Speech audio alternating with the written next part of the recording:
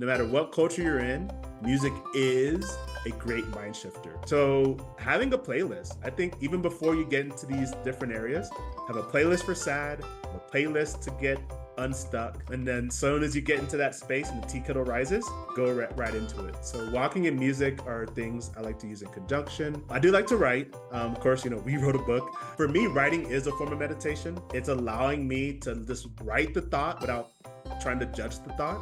And sometimes the thoughts are crazy, sometimes they're dumb, but they're just thought. I'm just a big believer that, thoughts are thoughts. It's what I decide what to do with them, impact how they affect me. And then I'm a big fan of trying to find the humor amongst the chaos.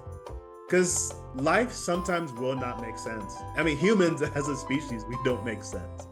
So in the middle of the chaos, if you can find the little bit of funny that's in the middle of the chaos. So it reminds me of a story of, the first kid that I worked with. And he just has this habit of wanting to play with water. And I don't know what it is, but he'll turn on the faucets and, to the point where he'll flood the bathroom. And not fun, very expensive. But the way the parent told the story, it kind of felt like a comedy. She opens the door and the kid has a surprised look on his face and the water's going and, and you hear the dripping.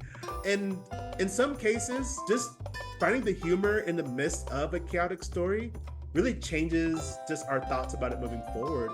And that lesson stood out to me, that a mom in a not fun moment found the funny in recalling that story.